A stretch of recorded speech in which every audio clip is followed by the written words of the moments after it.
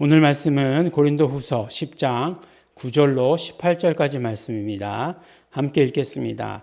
이는 내가 편지들로 너희를 놀라게 하려는 것 같이 생각지 않게 함이니 저희 말이 그 편지들은 중하고 힘이 있으나 그 몸으로 대할 때는 약하고 말이 시원치 않다 하니 이런 사람은 우리가 떠나 있을 때에 편지들로 말하는 자가 어떤 자이면 함께 있을 때에 행하는 자도 그와 같은 자인 줄 알라. 우리가 어떤 자기를 칭찬하는 자로 더불어 감히 짝하며 비교할 수 없노라. 그러나 저희가 자기로서 자기를 헤아리고 자기로서 자기를 비교하니 지혜가 없도다. 그러나 우리는 분량 밖의 자랑을 하지 않고 오직 하나님이 우리에게 분량으로 나눠주신 그 분량의 한계를 따라 하노니 곧 너희에게까지 이른 것이라. 우리가 너희에게 미치지 못할 자로서 스스로 지나쳐 나아간 것이 아니요 그리스도 복음으로 너희에게까지 이른 것이라.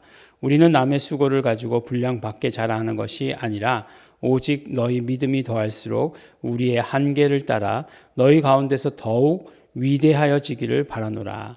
이는 남의 한계 안에서 예비한 것으로 자랑하지 아니하고 너의 지경을 넘어 복음을 전하려 함이라. 자랑하는 자는 주 안에서 자랑할지니라. 옳다 인정함을 받는 자는 자기를 칭찬하는 자가 아니요 오직 주께서 칭찬하시는 자니라. 아멘.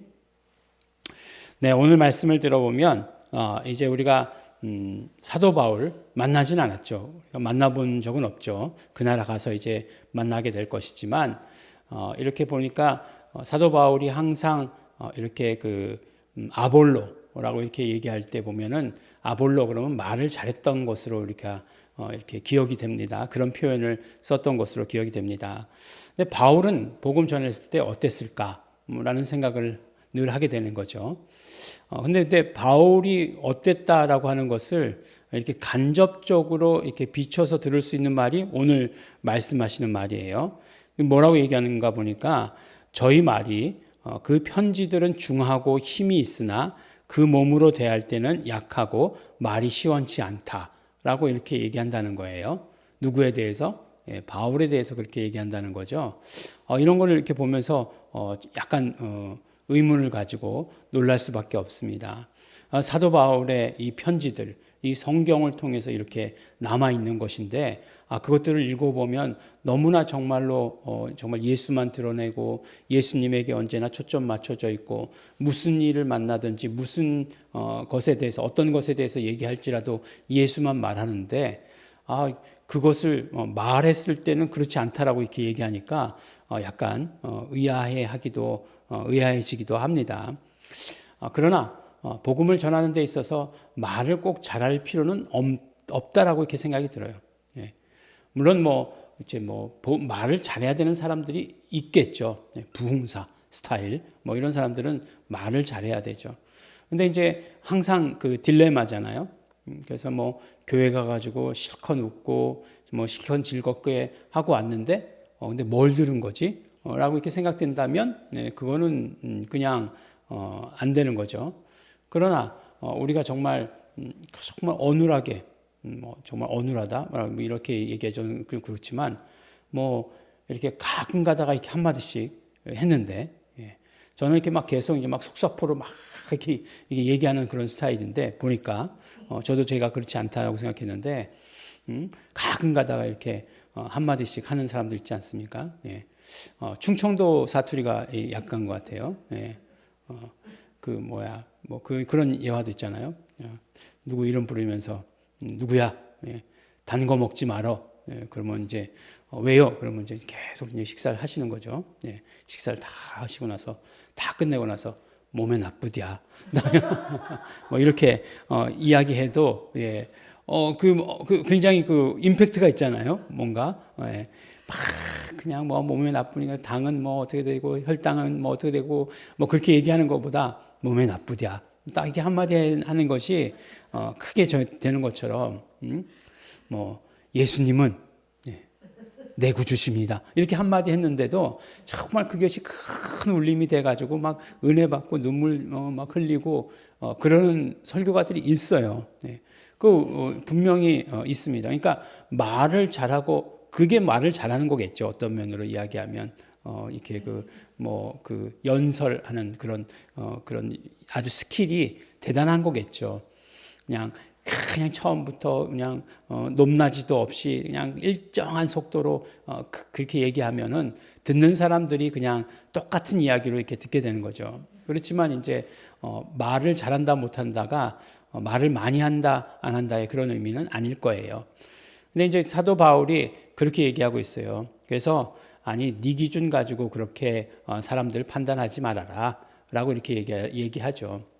우리가 칭찬을 받아도 사람에게 칭찬을 받는 것 아니고 오직 예수님께서 칭찬해 주시는 것을 우리는 기대한다.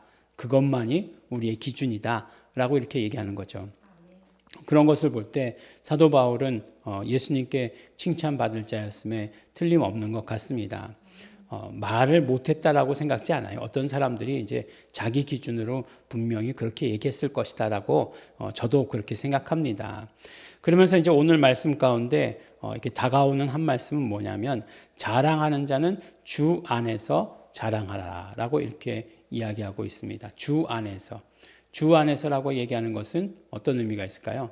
사도 바울의 그 말 가운데 주 안에서, 그 다음에 그리스도 안에서, 또한 그러니까 예수 그리스도 안에서 이렇게 이야기하는 것. 가장 완성된 표현으로는 뭘까요? 주 예수 그리스도의 이름 안에서라고 하는 게 이제 가장 완성된 고백의 표현이죠. 주 예수 그리스도가 바울에게 있어서 가장 완성된 기독론, 그 다음에 고백이라고 얘기했으니까 주 예수 그리스도 안에서, 또한 주 예수 그리스도의 이름으로 라고 하는 것이 결국 같은 의미로 같은 말로 쓰인다라고 하는 것을 우리에게 말씀해 주시고 계십니다. 그러면 자랑할 때는 주 안에서 자랑하라 라고 이렇게 얘기하는 그 말이 또 무슨 말일까요? 자랑하는 자는 주 안에서 자랑하라 라고 이렇게 얘기하고 있잖아요. 그러니까 어떤 사람은 예수님 안에서 자랑하고 어떤 사람은 예수님 밖에서 자랑한다, 이런 의미인가요? 그래서 이제 이런 걸 가지고 이제 이렇게 생각하면 어떤 의미가 되냐면 어떤 사람은 굉장히 영적인 것을 가지고 자랑하고 어떤 사람은 세상적인 것을 가지고 자랑해. 그러니까 세상적인 거 가지고 자랑하지 말고 정말로 영적인 것들, 예수님께로부터 받은 것이 무엇인가 그걸 자랑해야 돼 라고 이렇게 이야기합니다. 되게 솔깃하죠. 틀린 말 같지 않죠. 예, 예수님 안에서, 세상 안에서. 그러니까 그것의 대조로 말미암아 예수님 안에서 자랑해야 된다 라고 이렇게 말씀하시는 것 같이 들리기도 합니다. 맞는 말 같아요.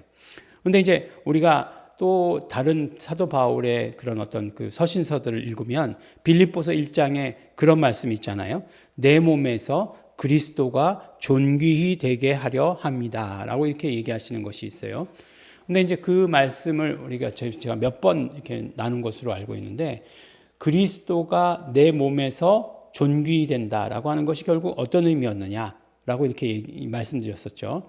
그것은 바로 어떤 의미냐면 내 몸이 예수 그리스도를 아주 크게 보여지게 하는 확대경의 역할을 하는 것이다 라고 이렇게 말씀드렸어요. 그러니까 존귀히 되게 하려 하나니 라고 이렇게 얘기하는 것이 이제 메갈루노라고 이렇게 얘기해서 magnifier 하는 그런 확대경, 확대해서 보여주는 것이라고 이렇게 말씀드리지 않았습니까? 그러니까 내 몸은 예수 그리스도를 아주 확대되어서 보여지게 하는 그런 도구라는 거예요. 내 몸이라고 얘기했을 때 단순히 내 육체 이것만을 말하는 거겠습니까? 아니죠. 내 인생을 말하는 거겠죠. 예. 내 몸이라고 했으니까, 성경에서 몸이라고 했으니까 내 몸을 말하는 거예요. 내 몸이 투명하지도 않은데 어떻게 예수님을 더 확대해서 보여줄 수 있어? 내 몸이 이렇게 이게 있으니까, 빵이 있으니까, 야, 돋보기로는 훨씬 더 좋겠다. 그런 생각이 들기도 하죠. 네. 이렇게 얇은 것보다 이게 두꺼운 게 훨씬 더 돋보기의 성능이 좋은 거 다 아시죠? 예, 여러분들 돋보기가 정말 그 도수가 세질수록 두꺼워지잖아요. 그러니까 나는 뚱뚱하니까 훨씬 더 예수님 잘 보여주겠네. 예, 이런 의미 아니죠. 예, 성경을 읽을 때 우리가 그 문자적으로 읽는다고 해서 그렇게 읽는 건 아니에요. 네, 그렇게 읽는 건 아닙니다. 그런 것, 내 인생에서 오직 예수 그리스도만이 드러나게 되기를 원한다. 내 삶에서, 내 모든 삶 가운데서, 내 삶의 모든 영역에서 예수만이 드러나기를 원한다라고 말씀하시는 그런 의미였어요. 마찬가지예요. 마찬가지로 주 안에서라고 얘기하는 것도 결국은 그런 의미예요. 예수 안에서, 예수 이름 안에서. 마찬가지예요. 무슨 뜻이죠? 예수 이름만이 자랑하기를 원한다. 예수 이름만을 자랑하기를 원한다라고 하는 그런 의미예요. 그러니까 모든 어떤 사건 가운데서, 이 사건 가운데서 내가 한 것은 없어요. 그래요. 그 사건 가운데서 정말 어떤 내가 치료를 경험했어. 나의 삶 가운데에서 나를 괴롭히는 그런 악한 것들을 내몰았어요.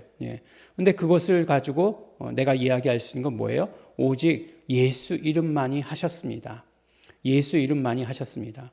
마치 우리가 사도는 아니어도 사도 베드로가 막 이야기했을 때 왜 나를 주목하느냐? 나의 개인의 경건을 왜 주목하느냐? 이것은 예수 이름이 치료한 것이다 라고 이렇게 선포한 것처럼 우리도 주 안에서 자랑한다라고 하는 것은 오직 예수 이름만이 드러나고 예수 이름만이 존귀 여김을 받고 그리고 예수 이름만이 우리의 모든 말 가운데, 입 가운데, 글 가운데 자랑의 제목이 된다. 그래서 예수 이름이 하셨다.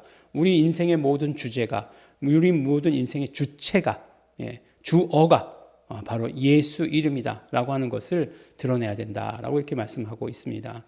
굉장히 오늘 문학적이죠. 노벨 문학상을 우리나라에서 탄 것을 늘 기억하면서 이게 뭔가 이렇게 목사의 설교도 문학적인 것이 있어야 되겠다라고 이렇게 생각을 하게 되는 거죠. 실제로 보니까 목사님들 은퇴하시고 나서 제일 많이 하시는 일 중에 하나가 보니까 시 쓰시더라고요. 시인이 되시는 것들 시인이 되시더라고요. 그래서 이렇게 막 이렇게 시를 쓰셔가지고 이렇게 보내주시는데. 저한테 보내주시진 않고, 어쨌든지 간에 그런 분이 많으시던데, 다 그렇게 시인이 되는 거죠. 시인이 되는 겁니다.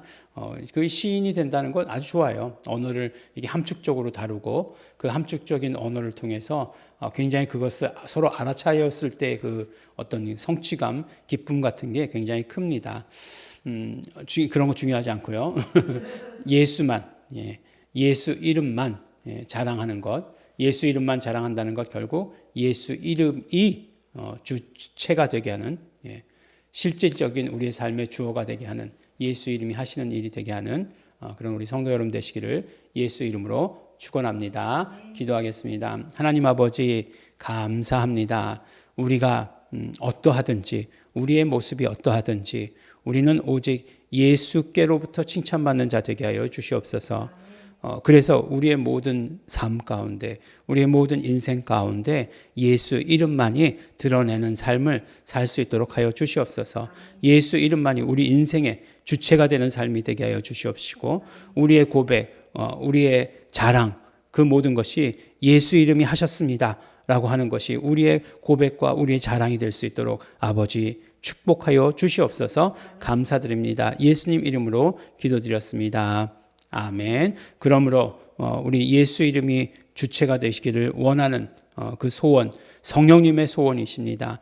오직 예수 이름만 증거되기를 원하고 예수 이름만이 우리에게 불려지기를 원하시는 그 소원, 성령님의 소원 따라서 우리 순종하고 그대로 고백할 수 있도록 되기를 소원합니다. 성령님, 그러므로 역사하시옵소서. 다 같이 통성으로 기도하시겠습니다.